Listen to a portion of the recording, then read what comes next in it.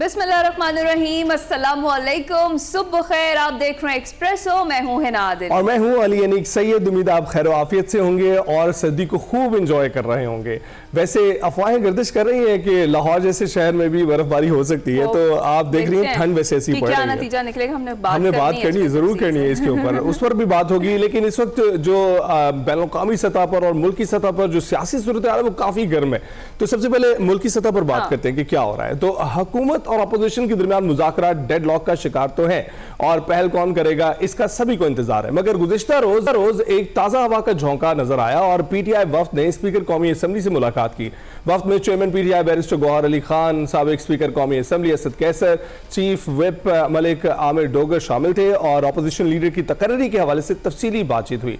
Media से गुफ्तगू करते हुए PTI chief whip Malik Aamir Dogar ने बताया कि सुप्रीम कोर्ट और कौमी असम्बली की हिदायत के मुताबिक तमाम तकाजे पूरे करते हुए अपडेटेड फहरिस्त स्पीकर कौमी असम्बली को जमा करा दी गई है। और चेयरमैन पीटीआई बैरिस्टर गौहर का यह कहना है कि जुमेरात तक अपोजिशन लीडर का तकर्रुर हो जाएगा। हमने कागजात जमा कराए हैं, कल तक तस्दीक हो जाएगी। दोबारा रिक्वेस्ट की है कि जुमेरात से आगे नहीं जानिए और यकीन दहानी कराई गई है कि इंशाअल्लाह ताला द लेटेस्ट जुमेरात तक होगा और असम्बली का सेशन जब जुमे के दिन होगा तो इंशाअल्लाह ताला हमारा लीडर ऑफ द अपोजिशन अपनी सीट पर होगा। जब वो मुतमईन होता है, सेटिस्फाइड होता है, स्पीकर सब कुछ होता है, उसके पास पूरे इख्तियारात हैं, तो मैं समझता हूँ कि स्पीकर साहब को मजीद डिले नहीं कर।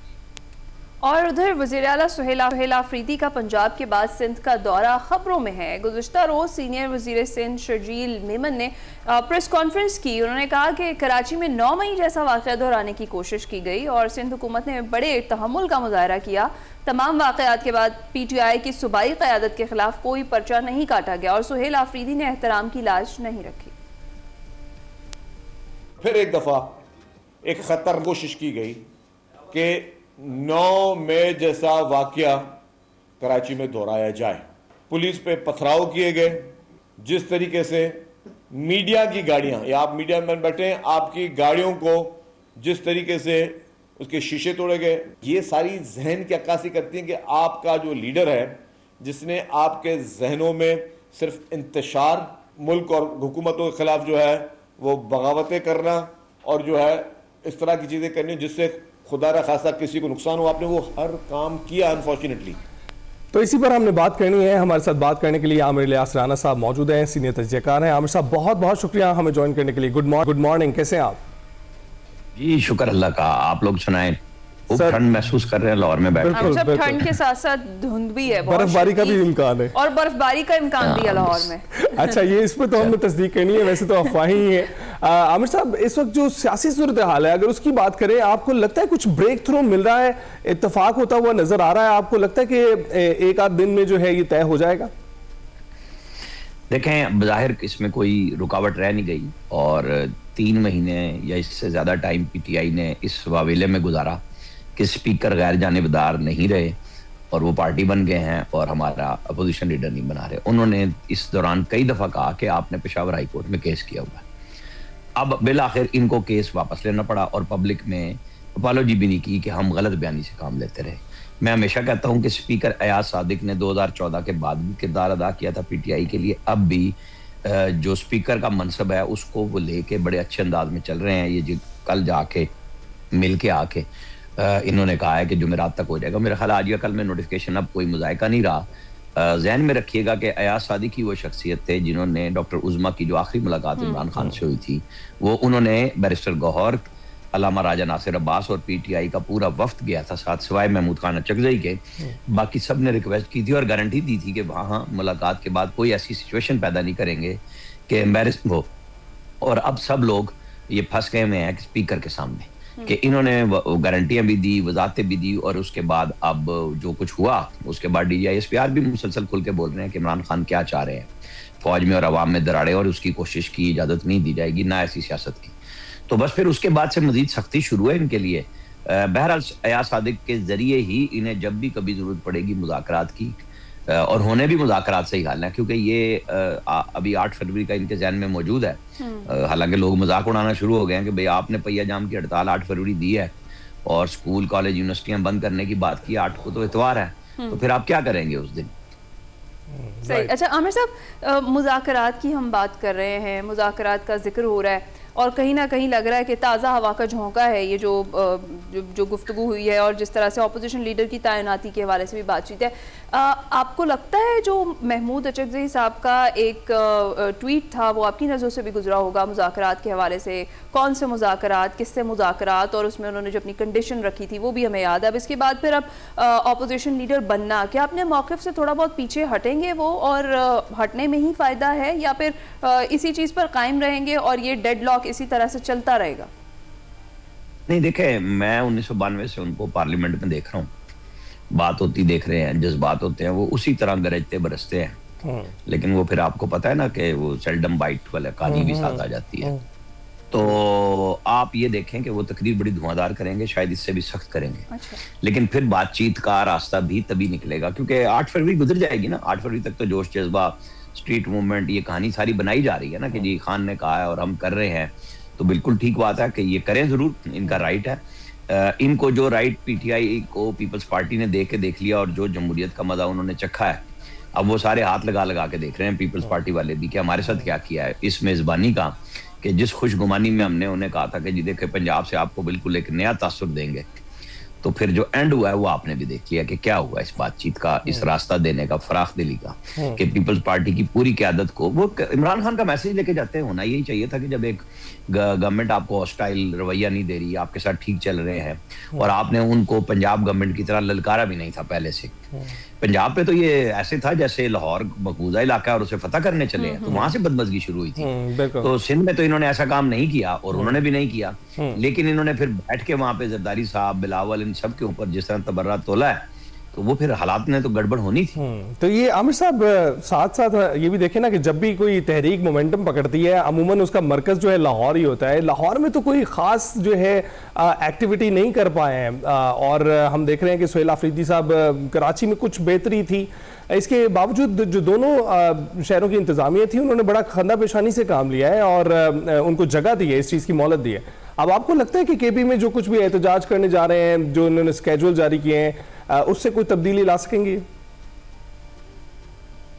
आप देखेंगे लाहौर में जब ये गए तो इनका पंजाब असेंबली पहला पड़ाव था, और मीना खान अफरीदी ने वहां पे जो जुबान इस्तेमाल की उसके बाद वजाहतें ही देती फिर रही है पीटीआई, वो कि उनका ये नहीं है, लेकिन चूंकि टॉक शोज में उनको शर्मिंदा किया गया कि जब सवाल किसी पीएमएलएन वाले ने नहीं किया था और एक मुस्तनद साफी ने सवाल किया था, और वो सबको जिज करते हैं, उनकी आदत है बिलाल की ना, तो आपने क्यों ऐसा जवाब दिया? तो उनके पास कोई इसका हल और मुनासिब जवाब भी नहीं था कि ऐसा क्यों गुस्सा किया, क्योंकि गुस्सा तो दिल में भरा हुआ था कि हमने ये काम करना है।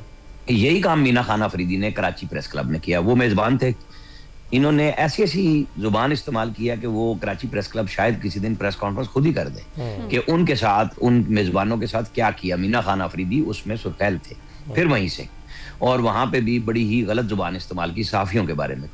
अभी शर्जील मेमन जो कह रहे थे कि डीएसएनजियां तोड़ी गई और दूसरी चीजें साफियों के साथ हुआ, तो अब आप मुझे बताएं कि रवादारी पीपल्स पार्टी ने दिखा के क्या लिया पीटीआई से? तो यही वो गुंजाइश निकलनी थी जो पीटीआई के लिए पीपल्स पार्टी ने निकालने की कोशिश की, और उसका रास्ता उन्होंने खुद बंद किया।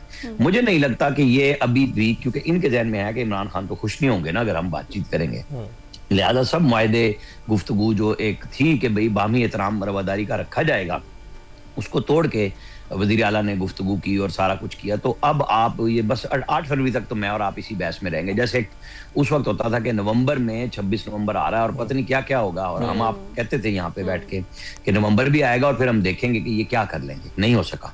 अभी 8 फरवरी आ रहा है, देखें स्ट्रीट मूवमेंट इनका बतौर सियासी जमात राइट है कि ये अपनी आवाज उठाएं, लेकिन जब ये इदारों पे ऊपर तनकीद करते हैं, जब ये सियासी हालात को खराब करने की कोशिश करते हैं, तो गड़बड़ होती है और होगी, इसमें कोई इनको गुंजाइश नहीं मिलेगी। लाहौर की मैंने लंबी चौड़ी बात इसलिए कर दी, आप मुझे बताएं लिबर्टी में जब इनकी गाड़ियां दिखाई जा रही थी कि वो झंडे और डंडे लेके घूम रही थी, आखिर वो अवाम का जम्मे गफीर किसी सोशल मीडिया पे क्यों नहीं नजर आया कि जी इतने लोग, हजारों लोग आए हुए थे और उनको लिबर्टी में नहीं आने दिया, उन्हें फलां जगह नहीं आने दिया, ये बांग्लादेश की तस्वीरें लगाने पे क्यों मजबूर हुए? इसीलिए कि लाहौर का रिस्पॉन्स नहीं था। जब लाहौर का रिस्पॉन्स नहीं था तो पंजाब का रिस्पॉन्स भी इसी किस्म का है। तो जहां इनकी क्यादत खुद गायब है, वहां ये कैसे छुप के सारे काम कर सकते हैं? मुझे नहीं लग रहा। अल्लाह करे कि पीटीआई की क्यादत ये सोचे कि हमें सियासी तौर पे कैसे आगे बढ़ना है, फिर रास्ता बनेगा। और जब तक ये टकराव की रियासत के साथ सियासत करेंगे, इनका कोई रास्ता नहीं। बिल्कुल सही है। अच्छा आमिर साहब, वही चीज़ है कि एक तरफ मुज़ाकरात हैं, मुफाहमत की बात हो रही है, दूसरी जानब स्ट्रीट मूवमेंट है, एहतजाज है, जो आपने कहा कि दुरुस्त हर पार्टी का राइट है वो एहतजाज करे जो अपोजिशन में है। क्या इस सारी सूरत हाल को देखते हुए आपको लगता है कि पाकिस्तान तहरीक इंसाफ किसी इबाहम का शिकार है? और दूसरा ये कि जो नया मिसाक जमहूरियत है पाकिस्तान तहरीक इंसाफ की जानिब से जो किया जा रहा है, ये इसको दीगर जमातें कुछ संजीदा लेंगी या फिर वही होगा, एक बार फिर बयानात और सियासत की नज़र हो जाएगा सब कुछ, ये जो एफर्ट की जा रही है?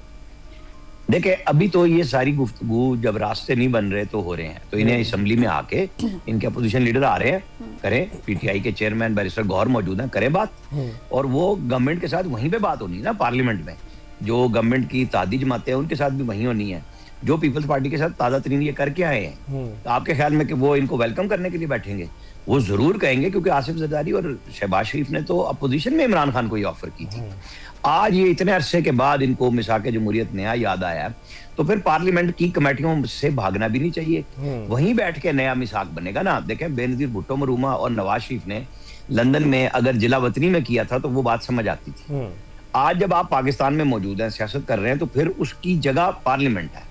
आप लाएं कि आप किस किस्म की मिसाक जमहूरियत चाहते हैं। आप ये चाहेंगे गवर्नमेंट से कि वो कहे कि जी हम घर जा रहे हैं, हमें नया इलेक्शन आज दे दें, तो वो नहीं मिलेगा आपको। आप केपी असेंबली तोड़ के देख लें, पहले भी आपने 2 असेंबलियां तोड़ी थी। बातचीत का रास्ता बहरहाल पार्लियामेंट से होगा, इस्टेब्लिशमेंट इनसे बात करने के मूड में नहीं है। बड़ा वाज़ेह पैगाम है वहां से। वो तो वाज़ेह पैगाम बिल्कुल इनको पता भी है इस हवाले से, लेकिन अब जो ये मूवमेंट कर रहे हैं और बहुत ही भाम पाया जाता है, बैरिस्टर गौहर साहब गायब हैं इस सारी जो कैंपेन में से, और इसके अलावा हम देखते हैं कि इस कैंपेन में भी बहुत तशवीश है। कुछ लीडरान जो हैं वो खुद अंदर, कुछ पीटीआई के रहनुमा भी हैं, वो इनको मशवरे भी दे रहे हैं कि इसको जो है मुफाहमत के रास्ते पर ही डाला जाए, एहतजाज के रास्ते पर न जाया जाए। लेकिन पीटीआई में जो इबाहम है, हुकूमती हल्कों में क्या सूरत हाल है? वहां पर इबाहम है या वो उन्हें क्लियर कट पता है कि क्या करना है? देखिए, हुकूमत में कोई इबाहम नहीं है। जैसे पीटीआई में अलीमा खान और बैरिस्टर सलमान अकरम राजा एक और साइड पे खड़े हुए हैं, पार्लिमानी क़यादत किसी और तरफ खड़ी हुई है, वो चल रहा है। हुकूमत के अंदर बिल्कुल क्लियर बात है कि अगर तो आप रास्ता अपनाएंगे सियासत का, फिर आपको सियासत के लिए रास्ता देने की कोशिश की जाएगी। लेकिन अगर आप ये समझ रहे हैं कि हम एहतजाज के जरिए हुकूमत को और एस्टैब्लिशमेंट को घुटने टेकने पे मजबूर कर देंगे, तो उसका इंतजार करें।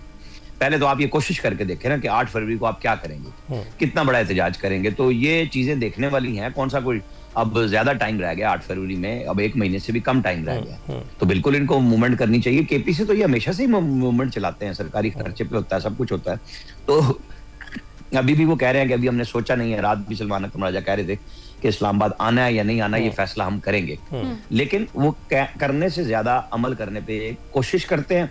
लेकिन अमली तौर पे सलमान अकरम राजा प्रेस कॉन्फ्रेंस से ज्यादा, टॉक शो से ज्यादा कोई बात नहीं कर रहे। जिद्दोजहद में वो कहीं शामिल नहीं है। वो अपनी पार्टी के अंदर, जो पार्टी की सूबाई आलिया हमजा हैं, उनकी किसी बात पे अमल नहीं हो रहा। वो ट्वीट्स भी करती हैं, बात भी करती हैं कि मेरी तो बात नहीं मानते। और कल भी जो स्टार्ट में 500-700 बंदा आया, वो आलिया हमजा के वो व्हाट्सएप ग्रुप्स में मैसेजेस थे कि हर MNA MP बंदे लेके आए, और रात को फिर वो बहुत थोड़े लोग रह गए थे जब पुलिस का एक्शन हुआ है। ठंड भी होती है, और फिर लोग वो आते हैं, हाजिरी लगाते हैं, सेल्फी बनाई और निकल के चले गए। यही कुछ हुआ है। तो इस तरह तो ये इमरान खान की कोई पॉलिटिकल जिद्दोजहद नहीं चला सकते ना, कि मंगल को आप आए, कभी आप कहें कि हम सूरह यासीन पढ़ेंगे, कभी आप कहते हैं हम कुरान शरीफ पढ़ेंगे। तो वो तो एक बिल्कुल राइट है, आप अपने लीडर के लिए जो मर्जी करें और पॉलिटिकल सहारा भी लें उसका, कि आपको कोई कुछ ना कहे। लेकिन फिर जब पुलिस एक्शन लेती है, उस वक्त तो कुछ ऐसा नहीं ना हो रहा था। 10 मिनट 5 मिनट के अंदर वो जितने लोग होते हैं, फिर वो साइडों पे चले जाते हैं, कुछ भाग जाते हैं, कुछ को पुलिस उठाती है, साइड पे छोड़ देती है। तो अगर आप इसको मूवमेंट कहते हैं तो गवर्नमेंट को तो कोई परेशानी नहीं है उसमें। अच्छा, तो आमिर साहब यही बात कि हर बार पहला मुतालबा तो मुज़ाकरात में रखा ही जाता है कि बानी पीटीआई से मुलाकात, और जिस तरह आपने कहा कि पहले भी इन्होंने गारंटी दी और फिर बाद में जो हुआ वो हम सब ने देखा। इसके बाद सारी सूरत हाल में क्या इन मुज़ाकरात में मुलाकात के हवाले से कुछ क्लैरिटी आ जाएगी, और क्या आगे आप मुलाकात होती हुई देख रहे हैं बानी से? देखिए, मुलाकात उनका राइट है, लेकिन जो गुफ्तगू उसके बाद होती है, मसला उसका है। तो जो मुलाकाती है, जिम्मेदारी उन पे आती है कि क्या वो इमरान खान का मैसेज रोक सकते हैं, उस गारंटी पे क्या वो चले जाएंगे। अभी अपोजिशन लीडर का तकर्रुर हो जाए, फिर कोई बातचीत 2-4 दिन जरा गर्मी सर्दी होगी, फिर जरा तकरीरें होनी है, क्योंकि फिर एहतजाज वाली इनकी कहानी अभी मौजूद है। उसके बाद देखेंगे, फिर अयाज सादिक को रास्ता बनाने की कोशिश करेंगे, या ये सीरियसली उसको जाके रिक्वेस्ट करेंगे अब इनके ऊपर कौन यकीन करेगा? बैरिस्टर गौर पे तो लोग कर लेंगे, महमूद खान अचकजई को अपनी जाती गारंटी अलग से देनी पड़ जाएगी अब, क्योंकि वो कभी बातचीत की कहते हैं और कभी वो स्टांस ले लेते हैं जो अलीमा खान और सलमान अकरम राजा का है। और मुझे नहीं पता, क्योंकि तरदीद उन्होंने नहीं की और नॉर्मली वो करते भी नहीं गुफ्तगू का, कि उन्हें ऑफर जो की गई थी कि जी वजीर आजम से मिल लें, तो वो डर गए कि मेरे साथ पीटीआई क्या करेगा। तो फिर इस तरह तो किसी की भी मुलाकात नहीं हो सकेगी इमरान खान से इन हालात में, कि अगर आपके अंदर सियासी और इखलाकी तौर पर जुर्रत ही न रहे कि आप अपनी बात कर भी सकें और फिर आके उस बात को उस तरह बढ़ावा ना दें जिससे फिर स्टेट के दरमियान में और लोगों के दरमियान में एक दुश्मनी का तासुर बनता हो, तो वो तो फिर इजाजत नहीं दी जाएगी। ये बात तो अब पीटीआई की क़यादत को और उनके तादियों के करने की है कि वो किस हद तक सोचेंगे। अगर वो ये बात दुरुस्त है जो बात मैं कह रहा हूँ कि भाई वो खौफजदा है वज़ीर आज़म से मिलने से भी, महमूद खान अचकजई, तो फिर कैसे काम चलेगा इनका? बहुत मुश्किल हो जाए। अच्छा आमिर साहब, अलीमा खान साहिबा का बयान आया कि 8 फरवरी का लायामल अभी नहीं बताएंगे, मगर डी चौक कोई नहीं जा रहा है, तो इसमें आपको लगता नहीं कि फिर से लायामल बता दिया गया है? नहीं, ये कोई वो कहते हैं ना कि cancel my last statement, CMLA chief martial administrator के दौर में होते थे, इमरान खान भी यही करते थे और उनकी हमशीरा की तरफ से भी। आप ये ना कहें कि ये कोई हतमी फैसला है कि डी चौक नहीं जा रहे। जैसे उन्होंने उनके पास ही बैठे हुए सलमान अकरम राजा ने कल कहा ना कि अभी हमने ये तय नहीं किया कि हमने इस्लामाबाद जाना है या नहीं जाना। इसको इसी तरह देखें कि वो ना बयान कर सकते हैं, ना अभी उनको ये समझ क्लियर है कि उनके पास कितने लोग होंगे कि क्या वो इस्लामाबाद को या पाकिस्तान को पैरालाइज कर सकते हैं। प्लानिंग तो ये है ना कि पूरे पाकिस्तान को पैरालाइज किया जाए। तो आप देख लेंगे लाहौर में भी ये कोई ऐसा तासुर नहीं बना सके, अब कौन जाके नया लाहौर में तासुर बनाएगा? बिल्कुल ठीक। अच्छा आमिर साहब, ये सियासी गुफ्तगू हमने कर ली, एक और मामला कल जो है वो इस्लामाबाद में जो दरख्तों की कटाई का मामला है वो पहुंच गया असेंबली और सवाल उठाए गए हैं वहां पर कि जी पहले अली मोहम्मद खान साहब ने भी कहा कि बताया जाए क्यों 50 और 100 साल पुराने दरख्त काटे गए। फिर शाजिया मरी साहिबा भी यही कह रही थी कि हर जगह दरख्त काटे जा रहे हैं। इस मामले पे भी जरा रोशनी डालिएगा। देखें, इस मामले में तो पाकिस्तान का हर शहरी जिम्मेदार है और इस्लामाबाद का हर शहरी जिम्मेदार है। अपोजिशन को मैं इसलिए ज्यादा जिम्मेदार करार दूंगा कि इनको इस इशू पे सियासत, एक्चुअल इस चीज का नाम है, महंगाई का नाम है, जो माहौल की तबाही हो रही है इस वक्त इस्लामाबाद में, इसके ऊपर ये क्यों सिर्फ खड़े होकर बात करते हैं। यहाँ असेंबली को इन्होंने मैदान जंग सियासी तौर पे क्यों नहीं बनाया कि हमें जवाब दें जंगली शहतूत के नाम पे। देखें 1992 में दोबारा जिक्र कर रहा हूँ, फरवरी 92 से मैं जर्नलिज्म में, और मैंने पहली स्टोरी इसी पेपर मलबरी पे की थी जो जंगली शहतूत है। उस वक्त भी एक डीजी एनवायरनमेंट होते थे रशीद रंधावा साहब, आज इत्तेफाक से पता नहीं इनका क्या ताल्लुक है, ये तो बहुत यंग है उनसे। तो उस वक्त वो डीजी थे और ये थी कि जी हम शराय जो फैसल कहलाती है, अब एक्सप्रेस वे भी कहते हैं कि जी इसको सबसे पहले साफ करेंगे। आज तक सफाई हो रही है, उसमें सीडीए के लिए दाव लगा हुआ है दरख्त निकालने का। इन्होंने जंगल के जंगल साफ किए और बिल्कुल गलत बात है, इसको कोई नहीं मान सकता कि आपने सिर्फ जंगली शहतूत निकाले। अब आगे उसके अंदर जो नया मॉन्यूमेंट बन रहा है शकरपड़िया के सामने, दूसरी तरफ I8 और उसमें बीच में जहाँ कॉन्वेंट स्कूल है, वो पूरे के पूरा हरियाली उड़ा के रख दी है। और उस पे लोग सवाल कर रहे हैं कि जी आपके पास परेड ग्राउंड मौजूद है इस्लामाबाद में बिल्कुल साथ ही, तो आप वहां पे यादगार क्यों नहीं बना रहे बुनियानो मरसूस की? आपने एक जंगल देखे ना, इसके ऊपर क्वेश्चन आ रहा है कि जी फौज के ऊपर आएगा ना, इसके ऊपर लोग सवाल कर रहे हैं कि जी आप अपनी सफाई इस तरह न दें कि जंगली शहतूत हैं और हम इस सर्दी में शजरकारी जो दिसंबर में हो रही है, फिर मुसद्दिक मलिक को वजाहतें देनी पड़ रही हैं कि हम बड़े दरख्त लगा रहे हैं। अल्लाह के बंदो, आप लगाते कि जी ये चार्ट है, ये दरख्त है, हम इनको निकाल रहे हैं, इनका बीज गिरता है। ये मैं पहली स्टोरी की बात कर रहा हूँ, मुझे अच्छी तरह मनोवन याद है। तो भाई आपने आज तक उसी का दाव लगाया हुआ और पूरे का पूरा इस्लामाबाद उजाड़ दिया, सफाइयां कर दी हैं। बिल्कुल इंतहाई गलत काम है। इसके ऊपर तो एनवायरनमेंट में आपके पास फंडिंग आ रही है IMF की। अगला क्वेश्चन आएगा इसके ऊपर कि आप इस्लामाबाद कैपिटल को नहीं संभाल सकते और हमसे $1 अरब की आपने फाइनेंसिंग ली है। किस चीज की एनवायरनमेंट है? कौन सा एनवायरनमेंट रह गया आपके पास? आप अपने कैपिटल को नहीं संभाल सकते और चंद अफसरों के हवाले कर दिया है। बहुत जुल्म हो रहा है और जारी है। बिल्कुल प्राइम मिनिस्टर के ऊपर इसकी जवाबदेही आनी है। ये कह के साइड पे नहीं हो सकते कि ये मोहसिन नकवी की वजारत है और उनके चीफ चेयरमैन सीडीए हैं और वो जो चाहे करें। नहीं, ये प्राइम मिनिस्टर पे जाएगी और मुझे यकीन है कि IMF इनके ऊपर क्वेश्चन करेगा। वो लोग पागल नहीं है, यहाँ पे उनके नुमाइंदे बैठे हुए देख रहे हैं कि क्या हो रहा है। बिल्कुल ठीक। आमिर साहब बहुत बहुत शुक्रिया। एनवायरमेंटल प्रोटेक्शन की बात की हमने, सियासत हाल, मुल्क की सियासी सूरत हाल पर गुफ्तगू हुई। अभी हम ब्रेक पर जाएंगे।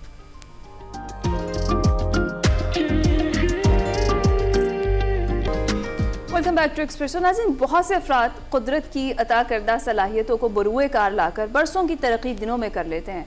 पाकिस्तान का नाम दुनिया भर में रोशन करने वाली कम उम्र तरीन IT एक्सपर्ट अरफा करीम रंधावा को दुनिया से रुखसत हुए आज 14 बरस बीत गए और हम उन्हीं का जिक्र कर रहे हैं। अरफा करीम फैसलाबाद के एक गांव में 2 फरवरी 1995 को पैदा हुई और 3 साल की उम्र में अरफा स्कूल जाने लगी और फिर पढ़ाई के अलावा उन्हें जदीद टेक्नोलॉजी की तालीम हासिल करने का बेहद जुनून था और उसी जुनून की बदौलत सिर्फ 9 साल की उम्र में माइक्रोसॉफ्ट सर्टिफाइड प्रोफेशनल का इम्तिहान उन्होंने पास किया और माइक्रोसॉफ्ट कॉरपोरेशन की दावत पर जुलाई 2005 में अपने वालिद के हमरा वो अमरीका गई और वहाँ कौम की सोनेयार बेटी को माइक्रोसॉफ्ट सर्टिफाइड प्रोफेशनल की सनद दी गई। बिल गेट्स ने अरफा करीम से खुसूसी मुलाकात भी की। इसके अलावा अरफा करीम ने अपनी उम्दा कारकर्दगी की बदौलत अंदरून और बैरून मुमालिक अपनी खुदादाद सलाहियतों का लोहा मनवाया और 22 दिसंबर 2011 को अरफा करीम को मिर्गी का दौरा पड़ा और उसके बाद हार्ट अटैक हुआ, हालत तशवीशनाक हुई। तो अरफा को कंबाइंड मिलिट्री हॉस्पिटल ले जाया गया। उन्हें आज याद किया जा रहा है। अभी हम ब्रेक पर जाएंगे। Welcome back. प्रोग्राम के दूसरे हिस्से में खुश आमदीद नाज़रीन। एक और खेल, एक और टॉप पोजीशन। नौजवान घुड़सवार उस्मान खान ने साबित कर दिया कि पाकिस्तानी खिलाड़ी आलमी सतह पर किसी से कम नहीं है। गुज़िश्ता दिनों इंटरनेशनल इक्वेस्ट्रियन फेडरेशन ने मिडल ईस्ट और अफ्रीका इवेंटिंग जोन की रैंकिंग जारी की थी। पाकिस्तान की बासलाही नौजवान उस्मान खान आलमी रैंकिंग में नंबर 1 पर आ गए। जी हाँ नाज़रीन, इंटरनेशनल इक्वेस्ट्रियन फेडरेशन की रैंकिंग में कुल 6 इवेंटिंग जोन हैं। उस्मान खान ने 2019 से 2021 तक भी इसी जोन में नंबर 1 पोजीशन पर बरकरार रहने का एजाज हासिल किया था और अब दोबारा उस्मान खान मिडल ईस्ट और अफ्रीका जोन में इवेंटिंग के टॉप राइडर करार दिए गए हैं। मजीद आलमी सतह पर घुड़सवारी में पाकिस्तान का नाम रोशन करने वाले चैंपियन उस्मान खान से ही हम गुफ्तगू करते हैं जो इस वक्त स्टूडियोज में हमारे साथ मौजूद हैं। Usman, thank you very much for joining us. कैसे हैं आप? अल्हम्दुलिल्लाह, आप सुनाएं। अल्हम्दुलिल्लाह, थैंक यू, आपने हमें ज्वाइन किया। सब पहले तो वही मुबारकबाद आपको। और ये बताएं कि कैसा लग रहा है एक बार फिर से आलमी रैंकिंग पर नंबर 1 पर आना? तो क्या एहसासात हैं, क्या जज्बात हैं? अब पाकिस्तान को मुबारक हो, आपको मुबारक हो। सबसे बड़ी बात फॉर अस 2019, 20 और 21 में भी नंबर 1 थे, लेकिन वो कोविड का ज़माना था। It was difficult, no one knew. और फिर 2021 में आई हैड एन एक्सीडेंट। तो मेरे लिए बड़ी बात है कि एक्सीडेंट के बाद we came back, qualified for Asian Games 2022 में, देन क्वालिफाइड फॉर पेरिस और अब नंबर 1। बट ये चीज़ें ऐसी हैं, रैंकिंग से कंसिस्टेंटली तौर पे रहती नहीं है। So let's enjoy the moment and focus on the upcoming Asian games Japan के अंदर। बट पाकिस्तान को बहुत बहुत मुबारक हो। बिल्कुल, और आपको भी मुबारक हो क्योंकि आप ही एजाज़ हमारे लिए लेकर आए हैं। तो उस्मान, ये बताइएगा कि कब से आप ये घुड़सवारी कर रहे हैं? क्योंकि अगर कोई आपके नक्शे कदम पर चलना चाहे तो उसे कब पता होना चाहिए कि किस उम्र में इसे ज्वाइन करना चाहिए? इक्वेस्ट्रियन स्पोर्ट्स के अंदर एज का इतना मैटर नहीं करता, क्योंकि मेरे मुकाबले में जो शायद नंबर 1 होगा वो 70 साल का होगा, 65। तो जो इंग्लैंड का एक गोल्ड मेडल था शो जंप, उसकी उम्र 65 थी। तो और औरतें और मर्द इकट्ठे कम्पीट करते हैं इस लेवल के ऊपर, ओलंपिक्स के ऊपर। तो मैंने स्टार्ट किया था 20 साल पहले। सो लाइमलाइट के अंदर आप कह सकते हैं 2019 में आया, जब मैंने ओलंपिक्स के लिए टोक्यो के लिए क्वालिफाई किया। तो कोई भी खिलाड़ी है या एथलीट है, वो किसी एज में भी स्टार्ट कर सकता है। So age doesn't matter. अच्छा उस्मान, जिस तरीके से घुड़सवारी में एक घोड़े को संभालना और फिर उसको सहलाना, इट्स अ टास्क। कितना चैलेंजिंग होता है स्टार्ट में? बाद में तो मेरा ख्याल है कि दोस्ती हो जाती है आपकी और फिर उसके बाद या आपको टिप्स आ जाते हैं। तो शुरू में कितना चैलेंजिंग लगा ये आपको? शुरू में देखिए, डिपेंड करता है आप कौन सा घोड़ा लेते हैं। मैंने जो मेरा पहला घोड़ा था जो 4 स्टार लेवल पे, ओलंपिक लेवल पे लेकर गया, उसका नाम अल बुराक था।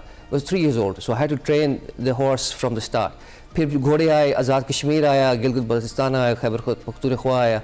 तो उनकी जो थोड़ी सी एडवांस ट्रेनिंग थी, सो अभी जो हमारे पास घोड़ा है उसकी थोड़ी सी एडवांस ट्रेनिंग की है, कुछ मैंने ट्रेन किया है। So there are some challenges involved. Not only riding, Pakistan में है कि थोड़ा सा आपको सवारी आनी चाहिए, ट्रेनिंग आप किसी और से करवाते हैं। हमारी स्पोर्ट्स में you have to know both.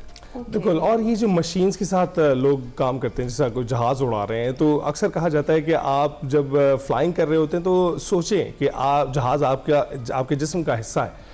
तो मशीन के साथ तो it's quite easy to understand, लेकिन एक दूसरे बीइंग के साथ वो कनेक्शन बनाना, ये कितना मुश्किल आपको लगता है? I think it's very difficult for us, क्योंकि 2021 में जब हमने स्टैंड बाय बैकअप हॉर्स लिया था टोक्यो ओलंपिक्स के लिए, when my first horse died during an heart attack, उसको हुआ था।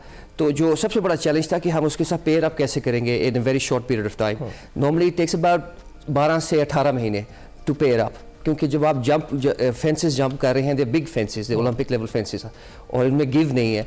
तो I think it takes time. उस घोड़े को भी आपको समझना है, आपने भी घोड़े को समझना है। So it takes long time to understand. Right. अच्छा, डेफिनेटली टाइम लगता है जलन होने में और आपका बॉन्ड बनने में।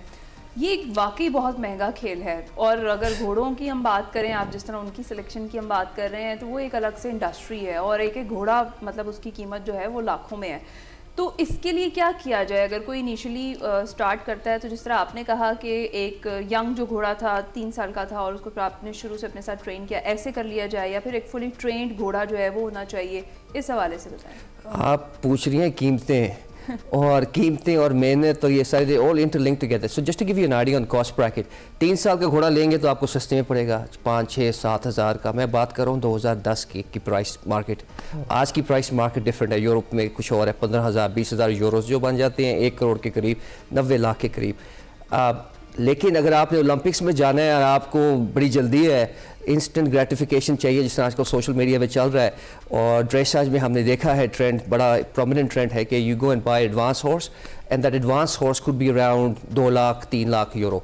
You can buy 1 lakh euro के अंदर 2-3 लाख, 1 लाख यूरो बनता है 3.5 करोड़, तो 3 लाख यूरो बन के 9 करोड़। तो हमारे जो कंपेटिटर्स हैं, जो मिडिल ईस्टर्न कंट्रीज, जिस रैंकिंग की आप बात कर रहे हैं, उसमें मिडिल ईस्टर्न कंट्रीज़ हैं, कतार है, UAE है, इनके पास मिलियंस ऑफ डॉलर्स के बजट्स हैं। इनके घोड़ों की कीमतें आप अंदाज़ा लगा लें 8, 9, 10, 11 करोड़। हमारा मुकाबला उनके साथ हुआ है जिनके पास 25-25 करोड़ के घोड़े हैं। सो अल्हम्दुलिल्लाह पाकिस्तान फिर भी नंबर 1 पे है। ज़रूरी नहीं है कि आपके पास पैसे हों जेब में।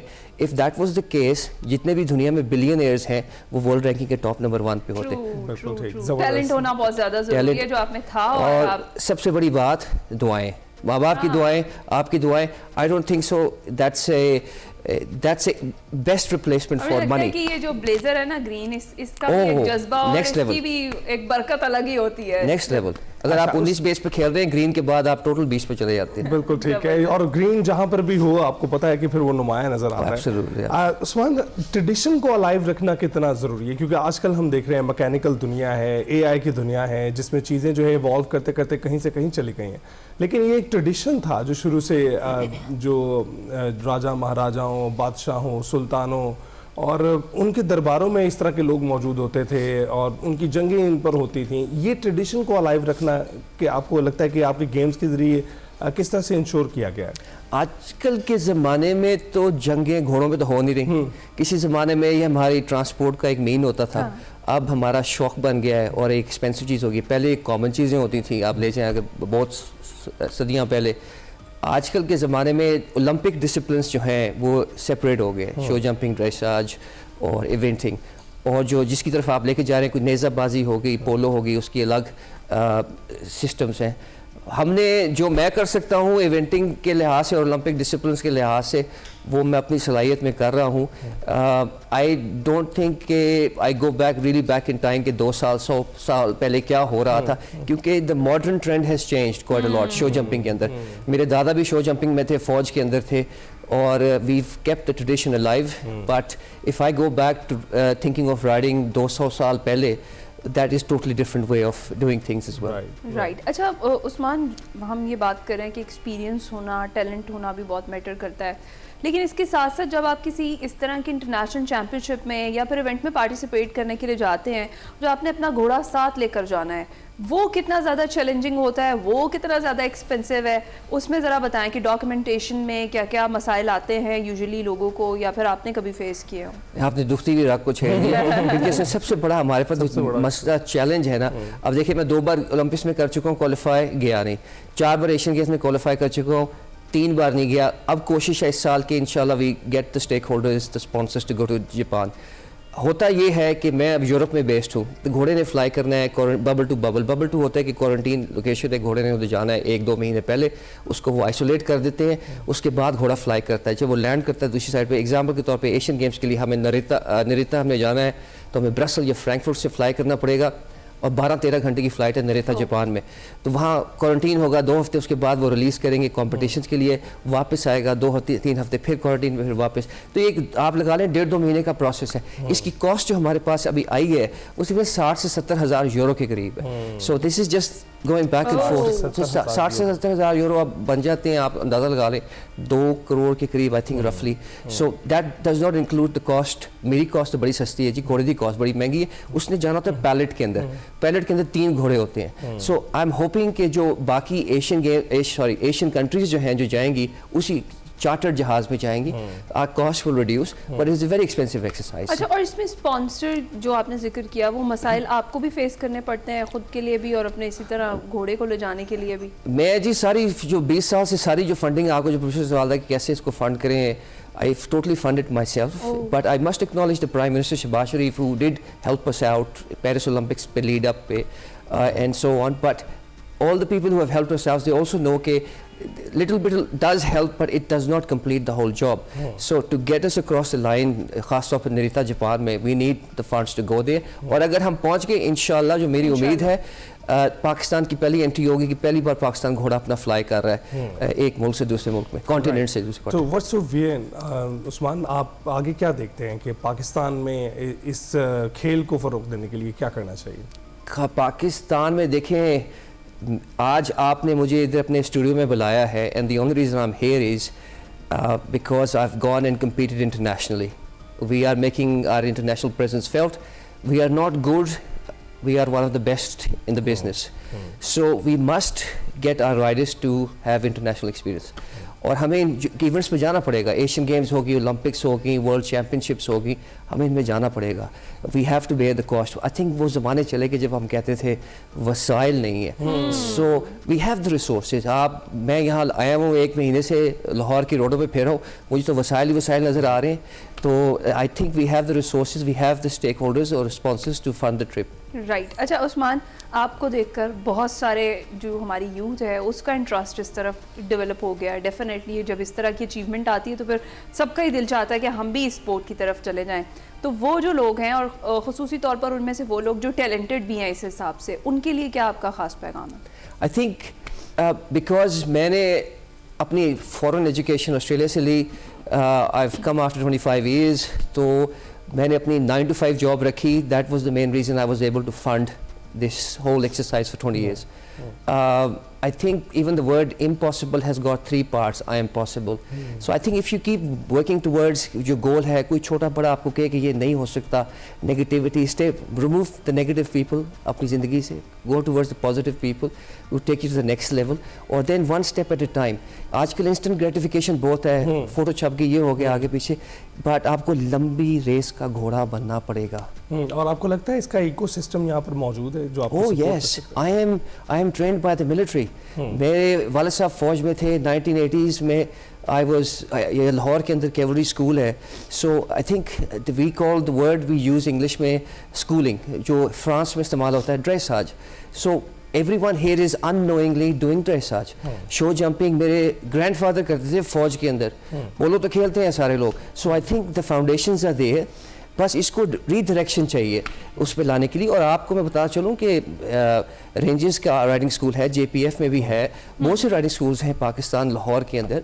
People are looking, but I think we need a structure where people can say कि I want to do dressage, I want to do show jumping, और फिर उसके बाद इंटरनेशनल लेवल पर ले जाए। आज हमारा हमसाया मुल्क है, हमसे थोड़ा सा आगे है, पर ये याद रखिएगा कि हम उनको हरा कर आए हैं 2-2.5 महीने पहले इंटरनेशनल इवेंट्स में। ज़बरदस्त ज़बरदस्त। Thank you so much Usman Khan, हमारे साथ मौजूद थे। हमारा फ़ख्र, पाकिस्तान की पहचान, हमारे चिन्ह हमारे साथ मौजूद थे। हम उनके मशकूर हैं कि उन्होंने एक्सप्रेसो स्टूडियो में ज्वाइन किया। अभी हम जाएंगे ब्रेक पर, आप कहीं मत जाइएगा। Welcome back. लाहौर में जनाब तैयारियां उरूज पर हैं, और तैयारियां किसकी हो रही हैं? बसंत की तैयारियां हैं। शहर को बसंती रंगों से सजाने के इंतजामात मुकम्मल कर लिए गए हैं, और ई बज़ पोर्टल पर पतंग फरोशों, मैन्युफैक्चरर्स और ट्रेडर्स के रजिस्ट्रेशन का अमल जारी है, और इस पर लोग अप्लाई कर रहे हैं, इजाजतनामे हासिल कर रहे हैं। और इंतजामिया के मुताबिक लाहौर की 23 अहम शाहराहों को बसंती रंगों से सजाया जाएगा। रजिस्टर्ड पतंग और डोर साजों को 30 दिसंबर से तैयारी, जबकि पतंग फरोशों को 1 फरवरी से फरोख्त की इजाजत दी जाएगी। आपने तैयारी कर ली है? यहाँ मेरी भरपूर तैयारी है, बस अब आप देखें कि वक्त का इंतजार है। खैर खैरियत से ये इवेंट हो जाए और जैसी प्लानिंग की जा रही है वैसा ही हो जाए। इस पर हमने बात करनी है जी। बात करने के लिए हमें स्टूडियोज में ज्वाइन कर चुके हैं मोहम्मद अकील मलिक साहब, patron in chief all Pakistan kite flying association है। अस्सलाम वालेकुम सर, गुड मॉर्निंग, कैसे हैं आप? गुड मॉर्निंग जी, thank you. Thank you so much for joining. सबसे पहले तो ये बताएं कि जिस तरह से हमने बताया कि रजिस्ट्रेशन का जो अमल है वो चल रहा है, ये कब तक जारी रहेगा और दीगर क्या क्राइटेरिया क्या रखा गया है? रजिस्ट्रेशन का अमल तो अभी जारी है। 1 फरवरी तक लोगों ने रजिस्टर होना है। 1 साल तक की ये रजिस्ट्रेशन है। इसमें सेलर्स रजिस्टर हो रहे हैं, मैन्युफैक्चरर्स हो रहे हैं, ट्रेडर्स हो रहे हैं और चौथी कैटेगरी में एसोसिएशंस हैं, क्योंकि एसोसिएशंस जो हैं इनका भी कानून में रोल प्रोवाइडेड है कि इन्होंने भी गवर्नमेंट के साथ मिलके इस फेस्टिवल को कामयाब बनाना है और अपने इर्द गिर्द अगर कहीं पे भी कोई वायोलेशन देखें तो ये इनके पास इख्तियार है कि उस वायोलेशन को रोकने के लिए डीसी साहब के ऑफिस के थ्रू ये बाकायदा इसमें प्रोसीड कर सकते हैं। बिल्कुल। तो अकील साहब ये बताइएगा कि खरीदार तो रजिस्टर्ड नहीं हो रहे, इबाम था कुछ नहीं, खरीदार रजिस्टर नहीं होने। इतनी बड़ी आबादी है लाहौर की, तो खरीदार तो रजिस्टर नहीं हो सकता। और ये पूरे शहर में कई लोग ये भी कह रहे थे कि मखसूस जगहों को एलोकेट किया जाएगा इसको मनाने के लिए। पहले जो हमारी मीटिंग्स होती रही हैं डीजी वॉल सिटी के साथ और एक 12-14 रुकनी कोरम था, वहाँ पे जो इब्तिदा में उन्होंने प्रपोज़ किया था वो यही था कि with in the boundary of the wall city ये इसको इजाज़त दी जाए और इर्द गिर्द की सड़कों को बंद कर दिया जाए। फिर हमने हमारी एसोसिएशन ने भी आवाज़ उठाई थी कि ये पूरे लाहौर में होना चाहिए। उसकी वजह ये है कि ये सब पूरे लाहौर का हक़ है और पूरा लाहौर अगर ये होनी है तो लाहौर में हो, नहीं होनी तो वो तो ऑलरेडी बंद ही थी कई सालों से। तो अब होने जा रही है तो ये सबको ही खुशियाँ मनाने का मौका यकसा मिलना चाहिए। उसके लिए हमने जो सजेशन दी थी उन्हें कहा था कि सबसे ज़्यादा ये जो जितने भी नुकसानात हैं ये बाइक राइडर्स पे हैं, तो क्यों ना बाइक राइडर्स को हम महफूज बना दें तो ये कोई एक भी वाक़या इंशाल्लाह नहीं होगा। तो उसके लिए हमने मुख्तलिफ स्टाइल्स के मुख्तलिफ बने बनाए हमने उनको प्रपोजल्स कुछ दिए और जी प्रपोजल दिए। कुछ अप्रूव हुआ है कि क्या होगा बाइक राइडर्स के लिए? जी वो रेगुलेशंस बनवाए हैं गवर्नमेंट की। हम स्पेशली तहे दिल से बड़े शुक्रगुजार हैं कि उन्होंने इस इशू को जो हमने हाईलाइट किया उसको पिक किया और उसको अंडरस्टैंड किया कि वाकई ये बाइक राइडर्स जो हैं इतनी ज़्यादा बाइक्स हो गई हैं लाहौर के अंदर, तो इनको सेव करना ज़रूरी है। तो अब बेसिकली एक कानून है विच इज़ स्टैचू के साथ रूल्स हैं, रूल्स के साथ रेगुलेशंस भी हैं। तो रेगुलेशंस जो बनाई गई हैं वो सिंपली सारी की सारी बाइक राइडर्स के लिए बनाई हैं। उसमें बताया है कि उन्होंने हर बाइक राइडर ने जिस एरिया में काइट फ्लाइंग की इजाज़त मिलेगी वो अपनी बाइक के ऊपर वो ज़रूर इंस्टॉल करेंगे। राइट। तो अच्छा, आप भी ये प्रोवाइड कर रहे हैं खासकर जो है बाइक राइडर्स के लिए इसको? हम तो देखें अपनी एसोसिएशन के प्लेटफॉर्म से आलमोस्ट हमारा जो प्लान है हम 15,000 रॉड्स जो हैं वो फ्री ऑफ कॉस्ट मुख्तलिफ अभी हमने मोची दरवाज़ा और भगवानपुरा की मार्केट में कैंप लगा के और फ्री रॉड्स इंस्टॉल किए हैं बाइक्स के ऊपर। लेकिन 15,000 हम मतलब है कि ये नाकाफ़ी है। ये जस्ट एक हमने अवेयरनेस देने के लिए कैंप्स लगाए थे और लोगों को साथ साथ अवेयरनेस भी दी है कि आपकी जान बहुत ज़्यादा कीमती है। ये 300-350 का जो रॉड है इसकी कोई वर्थ नहीं है, आपकी लाइफ की सबसे ज़्यादा वर्थ है। अकील साहब, जिस तरह से आप लोगों ने इनिशिएटिव लिया है और फ्री ऑफ कॉस्ट प्रोवाइड कर रहे हैं और आपने टारगेट रखा है इतने लोगों को, तो मेरा ख्याल है गवर्नमेंट की तरफ से अगर ये कर लिया जाए तो लोगों के लिए भी आसानी होगी। बहुत सारे लोग ऐसे हैं जो इस चीज़ को कहते हैं कि जी हमने तो नहीं कहा था कि फेस्टिवल की इजाज़त दी जाए, तो हम ये खर्चा क्यों बर्दाश्त करें। बेसिकली मिनिमम भी हो तो भी इस तरह की बातें हमें बड़ी सारी जगहों से सुनने को मिलती हैं। तो अगर गवर्नमेंट इसमें कर ले तो वो बहुत ही अच्छी बात होगी। और दूसरा ये कि वायलेशन का हम जिक्र कर रहे थे, अगर किसी जगह पर खिलाफ वर्जी होती है और जिस तरीके से बताया गया है जो SOPs हैं उसके अगेंस्ट कोई या तो डोर का इस्तेमाल ऐसे करता है या फिर कोई तार है जो धाती तार है उसका भी इस्तेमाल किया जाता है, तो उनके खिलाफ एक्शन लिया जाएगा। एक्शन क्या होगा ज़रा वो भी आवाम को बताएं। एक्शन ये है जी कि इसमें वायोलेशन जो हैं काबिल दस्तंदाजी जुर्म है। स्टेट वे पुलिस जो है वो FIR काट सकती है। ठीक है। इसको 3 हिस्सों में कैटेगराइज किया गया। एक काइट फ्लायर, एक unregistered manufacturer seller and trader और एक रजिस्टर्ड मैन्युफैक्चरर एंड सेलर्स हैं। जो तो काइट फ्लायर्स हैं उनके लिए 5 साल की सज़ा है अगर वो वायलेशन करते हैं और 10 लाख का जुर्माना है। और जो अनरजिस्टर्ड ट्रेडर सेलर्स हैं उनके लिए 7 साल की सज़ा है और 50 लाख तक जुर्माना है। और जो रजिस्टर्ड सेलर मैन्युफैक्चरर्स और ट्रेडर्स हैं अगर वो कोई वायलेशन करते हैं तो उनके लिए भी 5 साल सज़ा है और 5 लाख जुर्माना है। तो सज़ाएं भी हैवी रखी हैं और मिनिमम शरह भी रखी है मैक्सिमम शरह के साथ अच्छा, ये 5 साल सजा और 5 लाख जुर्माना है या 5 साल सजा? जी, या बिल्कुल ठीक है। एनी वन और both, any one of both. अच्छा, छतों के किराए भी जो है ना बहुत बढ़ते जा रहे हैं, खासकर बॉन्ड सिटी में। इसको भी कंट्रोल किया जाएगा या इसको फ्री फ्लाइट दी जाएगी? इसको जाहिर है फ्री फ्लाइट है, ये तो गवर्नमेंट अब हर लेन देन के मामले में तो इंटरफेयर नहीं कर सकती। अब जिस तरह हम गुड्डी डोर के जो रेट्स हैं उनके ऊपर भी डिबेट्स चली हैं, लेकिन वो भी फिक्सेशन नहीं हो सकती क्योंकि मटेरियल किसी को महंगा मिला है, किसी को सस्ता मिला है, किसी को मिल नहीं रहा। कोई मुख्तलिफ शहरों से मंगवा के कोशिश कर रहे हैं कि अपनी मैन्युफैक्चरिंग कर लें, तो ये तो फिर लेन देन का मामला जो है ये इंटर पार्टीज ही अरेंजमेंट है। अच्छा, वैसे क्या एक्सपेक्ट किया जा रहा है, क्योंकि सिर्फ पंजाब में लाहौर में हो रही है तो डेफिनेटली पूरे पंजाब से बल्कि पूरे पाकिस्तान से लोग यहाँ ही आएंगे और अच्छा खासा क्राउड होगा। इस फेस्टिविटी का तो बड़ा इंतज़ार भी किया है पाकिस्तानियों ने, और क्या बैरून मुल्क से भी लोग आ रहे हैं सेलिब्रेट करने के लिए? जी, ये पूरे पंजाब में अगर हो भी रही है तो लाहौर की बसंत जो है वो हमेशा तवज्जो का मरकज़ रही है। तो इसमें दूसरे शहरों से, दूसरे सूबों से और ख़ुसूसन बैरून मुल्क से बहुत सारे पाकिस्तानी या फॉरेनर्स जो हैं वो इस इवेंट को मनाने के लिए आते ही आते हैं। बिल्कुल, और इस बार भी आएंगे। जी, इस बार भी आएंगे। तो कोई पैगाम देना चाहें आप बसंत मनाने वालों को? खास तौर पे आवाम के लिए मेरा बस यही पैगाम है कि प्लीज़ अपने जो 18 साल से कम उम्र बच्चे हैं उनके ऊपर ख़ुसूसी नज़र रखें और उनको छतों पर ना चढ़ने दें, और वायोलेशन जो है अपने इर्द गिर्द नज़र रखें, और कहीं पे भी देखें कोई SOPs की खिलाफ वर्जी हुई तो ज़रूर पुलिस को इतला दें, और इस बसंत को महफूज और कामयाब बनाएं क्योंकि ये पंजाब के एक बहुत बड़े रेवेन्यू जनरेट करने का जरिया भी है, लोगों का रोजगार भी इसके साथ जुड़ा और हमारी सकाफत का भी एक जी, सकाफत का भी हिस्सा है। एक अच्छी खासी फेस्टिविटी है हमारी। बहुत शुक्रिया मोहम्मद अकील मलिक साहब हमारे साथ मौजूद थे। बसंत के फेस्टिवल पर हम बात कर रहे हैं। इन चीज़ों का खास ख्याल आपने रखना है कि बताए गए हैं गवर्नमेंट की जानिब से, जिस तरह की डोर इस्तेमाल करने का कहा गया है, और जो बाइकर्स के लिए भी हमने बताया कि वो रॉड है, वो एक सेफ्टी रॉड है, वो आपकी ज़िंदगी जो है उसको महफूज बनाने का एक जरिया है, तो आप वो खुद से भी लगवा लीजिए। और जिस तरह से अभी अकील साहब बता रहे थे कि वो लोग भी दे रहे हैं, उनके एसोसिएशन ने भी डिसाइड किया है कि इतने लोगों को वो फ्री ऑफ कॉस्ट देंगे, तो अगर आपको वहाँ से नहीं मिलता तो आप खुद से ज़रूर लगवाएं और अपने आप को भी महफूज रखें और इस इवेंट को सिर्फ इवेंट ही रहने दें। अभी हम जाएंगे एक ब्रेक पर, आप कहीं मत जाएगा।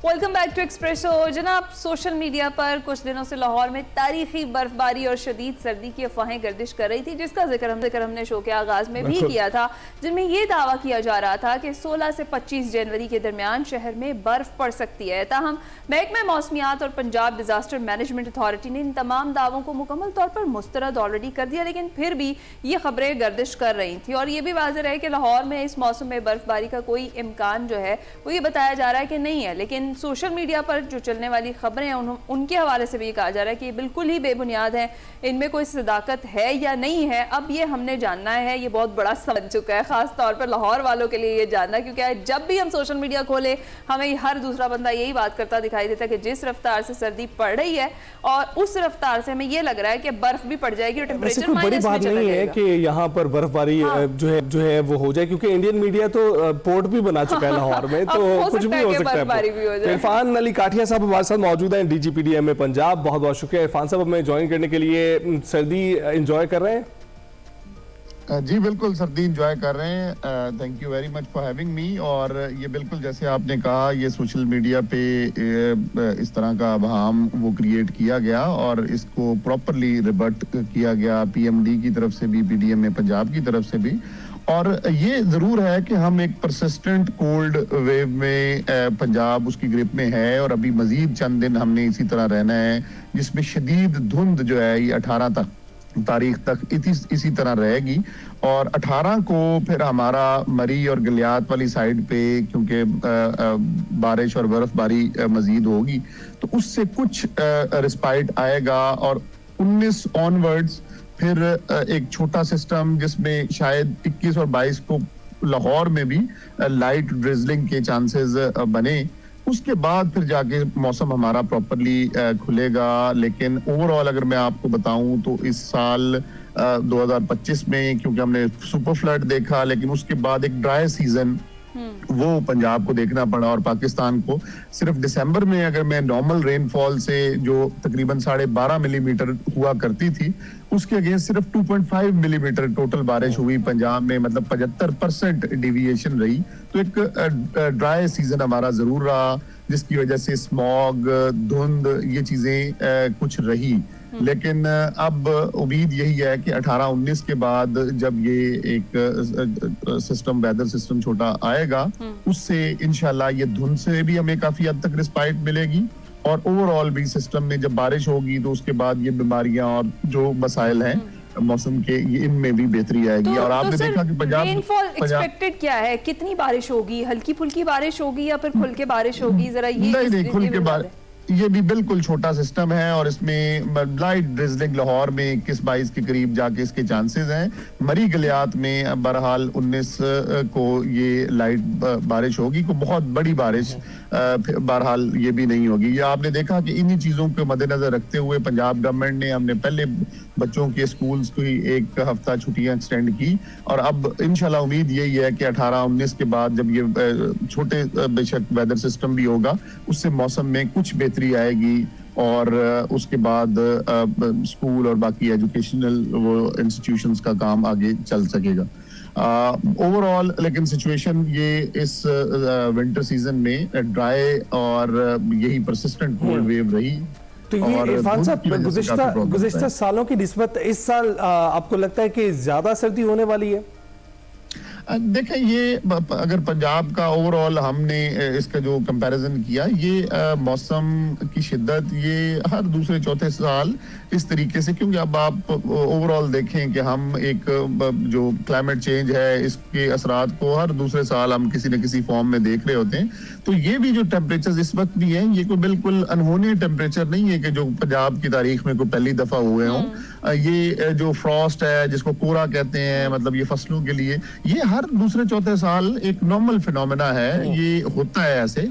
और खुदा न खास्ता ये जैसे अब था कि जी पूरे पंजाब में और लाहौर में बर्फबारी हो जाएगी, तो ऐसी सिचुएशन अल्हम्दुलिल्लाह नहीं है। चलो जी, ये क्लैरिटी है कि जनाब जितनी वो अफवाहें गर्दिश कर रही हैं उन पर कान ना धरें और डीजी साहब ने क्लियरली बता दी। इससे पहले महकमा मौसमियात भी बार बार ये बता चुका है कि जनाब इस तरह की कोई खबर शेयर ना करें जिनकी तस्दीक नहीं की हुई आपने, और किसी किस्म की ना तो पारा मनफी में जा रहा है और ना ही बर्फबारी की कोई पेशकश है। मुझे ये बताइएगा डीजी साहब, जिस तरह से अभी सर्दी चल रही है तो इंशाल्लाह जो रमजान है वो भी क्या ठंडा ठंडा गुजरेगा या फिर आ जाएगी मार्च में थोड़ा वेदर चेंज हो जाएगा? ये देखें कि लास्ट ईयर भी हमारा even April first week second week तक भी एक माइल्ड और प्लेजेंट वेदर रहा था 2025 में, और फिर उसके बाद मॉनसून की धुआंधार बारिशें और सुपर फ्लड आया।